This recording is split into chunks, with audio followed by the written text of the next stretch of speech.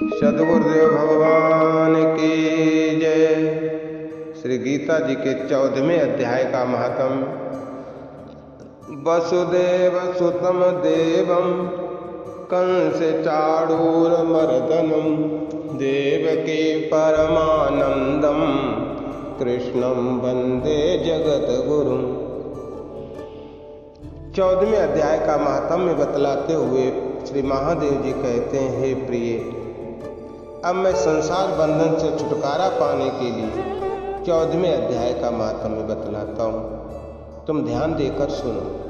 सिंघल द्वीप में विक्रम बैताल नामक एक राजा थे, जो सिंह के समान पराक्रमी और कलाओं के भंडार थे। एक दिन वे शिकार खेलने के लिए उत्सुक होकर राजकुमारों सहित और 2 कुतियों को साथ लिए वन में गए। वहां पहुंचने पर उन्होंने तीव्र गति से भागते हुए खरगोश के पीछे अपनी कुतिया छोड़ दी। उस समय सब प्राणियों के सामने भागता हुआ खरगोश इस प्रकार आंखों से ओझल हो गया मानो कहीं उड़ गया। दौड़ते दौड़ते बहुत थक जाने के कारण वह एक कीचड़ युक्त गड्ढे में गिर गया था, और गड्ढे में गिरने से वो खरगोश कुतिया की पकड़ में नहीं आ पाए और इस ऐसे स्थान पर जा पहुंचा जहां का वातावरण बहुत ही शांत था। वहां हिरण निर्भय होकर सभी ओर वृक्षों की छाया में बैठे रहते। बंदर भी अपनी आप टूटकर गिरे हुए नारियल के फलों और पके हुए आमों से पूर्ण तृप्त रहते थे। वहां सिंह हाथी के बच्चों के साथ खेलते और सांप निडर होकर मोर के पंखों में घुस जाते थे। राजा जहां शिकार खेलने गया था, उस स्थान पर एक आश्रम के भीतर वत्स नामक मुनि रहते, जो जितेंद्रिय और शांत भाव से निरंतर श्री गीता जी के 14वें अध्याय का पाठ किया करते थे। आश्रम के पास से वत्स मुनि के किसी शिष्यों ने अपने पैर धोए थे। वो भी नित्य गीता के 14वें अध्याय का पाठ किया करते थे। पैर धोने वाले जल से वहां की मिट्टी गीली हो गई थी। खरगोश का जीवन कुछ शेष था, वो थक कर उसी कीचड़ में गिर गया था। उस कीचड़ के मात्र स्पर्श से ही खरगोश दिव्य विमान पर बैठकर स्वर्गलोक को चला गया। फिर कुतिया भी उसका पीछा करती हुई आई, तो वहां उसके शरीर में भी कीचड़ के कुछ छींटे लग गए, जिसके कारण कुतिया भी अपना स्वरूप त्याग कर एक दिव्यांगना का मनोहर रूप धारण करके गंधर्वों से सुशोभित दिव्य विमान पर सवार होकर वो भी स्वर्गलोक को चली गई। ये देखकर मुनि के शिष्य हंसने लगे। उन दोनों के पूर्व जन्म के बैर का कारण सोचकर उन्हें बड़ा आश्चर्य हुआ था। उस समय राजा भी आश्चर्य से चकित हो उठा।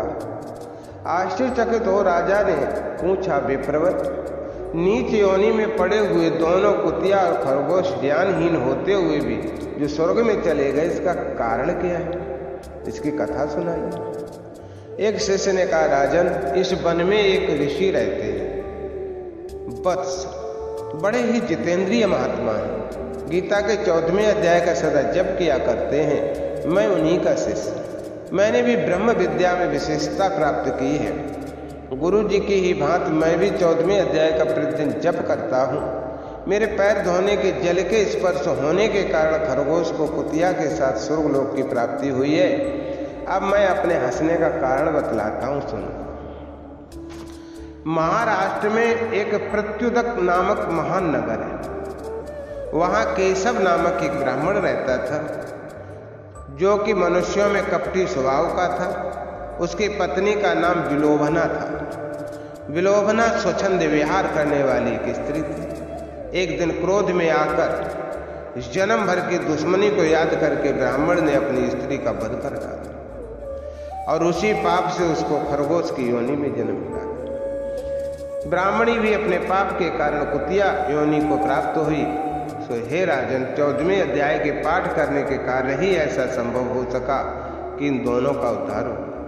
इसमें कोई आश्चर्य की बात नहीं है। श्री महादेव जी कहते हैं, ये सारी कथा सुनकर श्रद्धालु राजा ने भी गीता के 14वें अध्याय का पाठ आरंभ कर दिया, जिससे उसे भी परम गति की प्राप्ति हुई। हरि ओम तत्सत। हरि ओम तत्सत। हरि ओम तत्सत। जय राधा राधा